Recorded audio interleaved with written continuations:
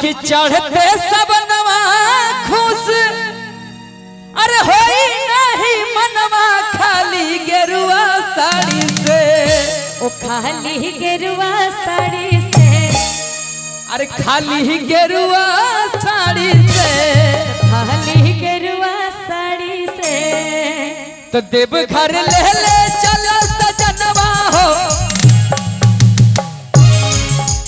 एक मिनट उधाड़ी के जितने सदस्य हैं एक बार दोनों हाथ उठा लीजिए। सरपंच जी के लिए एक बार खड़े हो जाइए तो सारे एक बार लास्ट। सरपंच मतलब प्रधान जी। प्रधान जी अच्छा सरपंच मतलब प्रधान जी। अरे उठिए उधाड़ी वाले सारे उठिए। कि देव घर ले ले चलो सजनवा पर धनवा के गाड़ी से सरपंच जी के गाड़ी से। कि देव घर ले ले चलो सजनवा पर धनवा के गाड़ी से अरे सरपंच जी की गाड़ी से।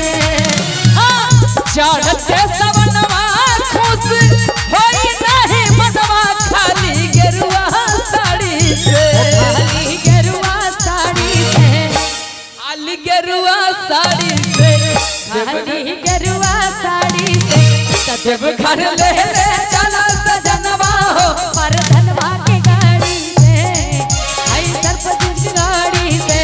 देव घर ले ले चला सजनवा हो पर धनवा के गाड़ी से नहीं का मुखिया की गाड़ी से।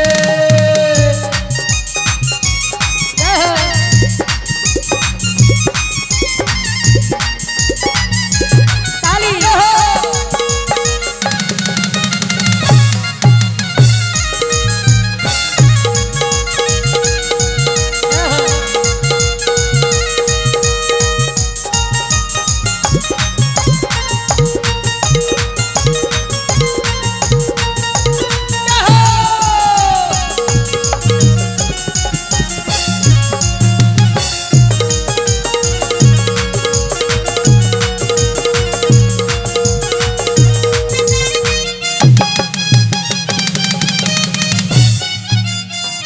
हेलो जी।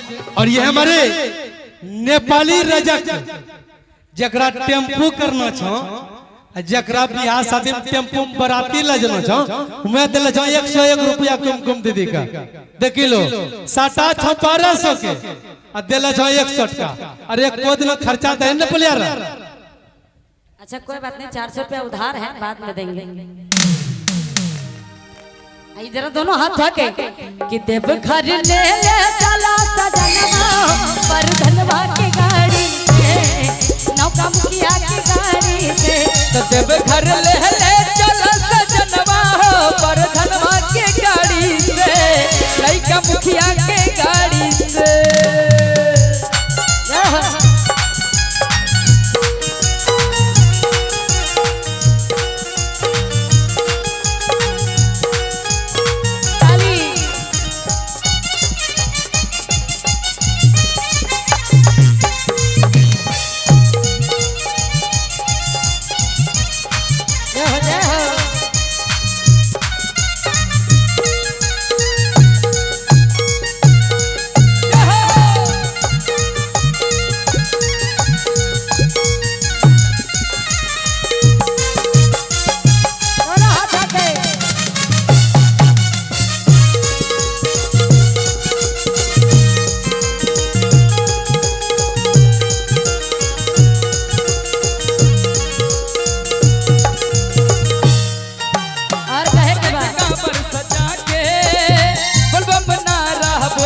चल देव घर दुआरी बम के नारा बोल के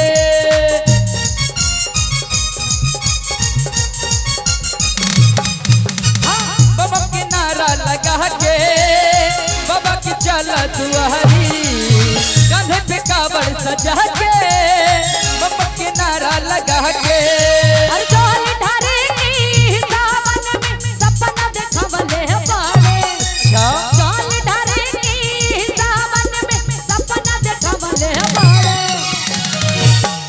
चाली चाली हमारे भैया बाबा देवघर बोलवले बाड़े। चाली चाली बाबू साहेब भोला देवघर बोलवले बाड़े।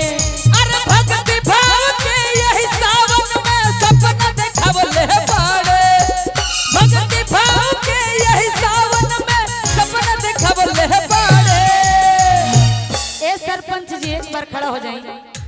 कि चाली चालिए बाबू साहेब भोला देवघर बोला बजे बड़े चाली चालिए बाबू साहेब बाबा देवघर बुलावले बाड़े चाली चालिए बाबू साहेब भोला देवघर बोला बजे बड़े चाली चालिए बाबू साहेब भोला देवघर बुलावले बाड़े चाली चालिए बाबू साहेब भोला देवघर बोला बजे बड़े ओ चाली चालिए बाबू साहेब भोला देवघर बुलावले बाड़े तो चाली चालिए सरपंच जी भोला देवघर बोलावले बड़े।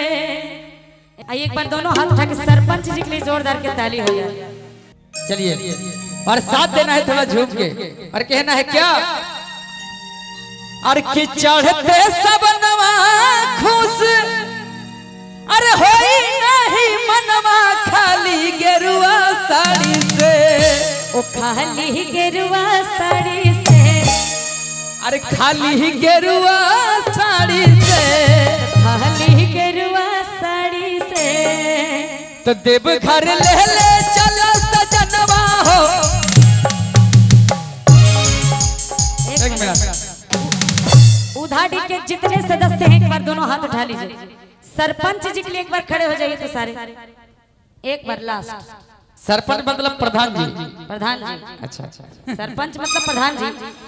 अरे उठिए उधाड़ी वाले सारे उठिए कि देवघर ले चला सजनवा पर धनवा के गाड़ी से सरपंच जी के गाड़ी से कि देवघर ले चला सजनवा पर धनवा के गाड़ी से अरे सरपंच जी की गाड़ी से चढ़ते सवनवा खुश होई नहीं मनवा खाली गेरुआ साड़ी से खाली गेरुआ साड़ी से खाली गेरुआ साड़ी से खाली गेरुआ साड़ी से देवघर ले चला सजनवा हो। पर धनवा के गाड़ी से आई सरपंच की गाड़ी से देवघर ले चला सजनवा हो पर धनवा के गाड़ी से नहीं का मुखिया की गाड़ी से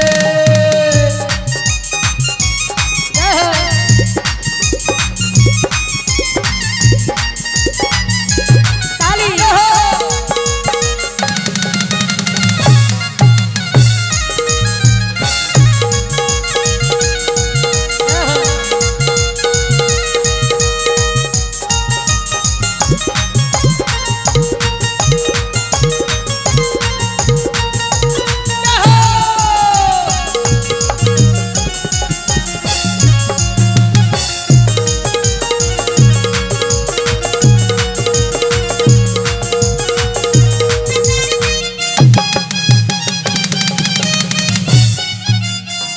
हेलो जी और ये हमारे नेपाली रजक जकरा टेम्पू करना छो जकरा बियाह शादी में टेम्पू में बराती ले जाना छो मैं दिल छो 101 रुपया कुमकुम दीदी का देखी लो 1200 के आ दिल छो 61 का अरे को दिन खर्चा दे न प्लेयर।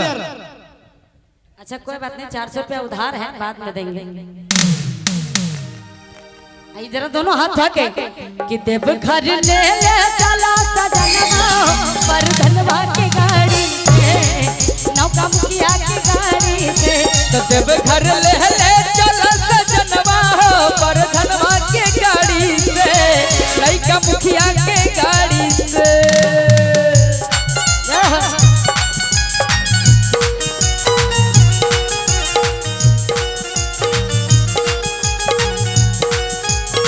ताली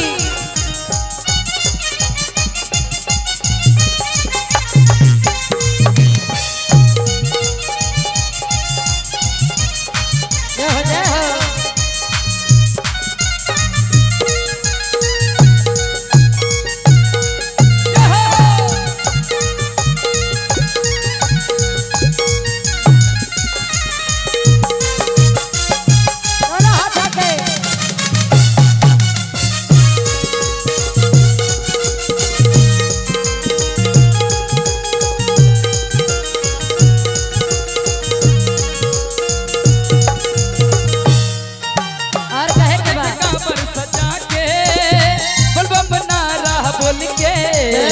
चल देव घर दुआरी बाबा के नारा बोल के।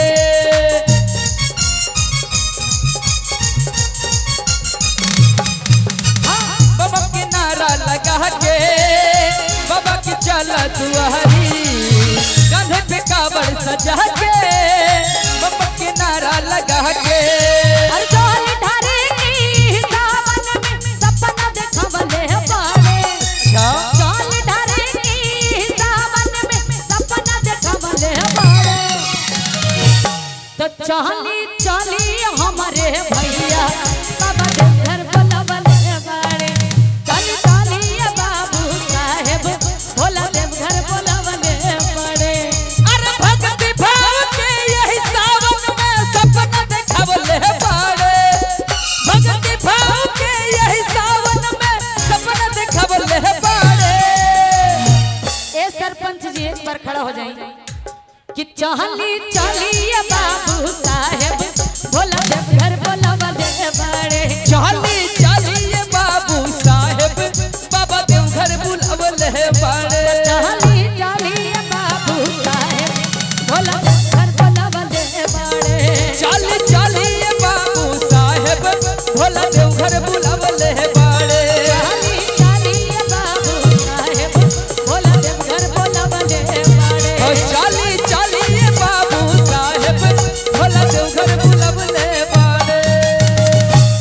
तो चाली चाली ए सरपंच जी भोला देव घर बुलवले बाड़े। एक बार सरपंच जी के लिए जोरदार की ताली हो जाए।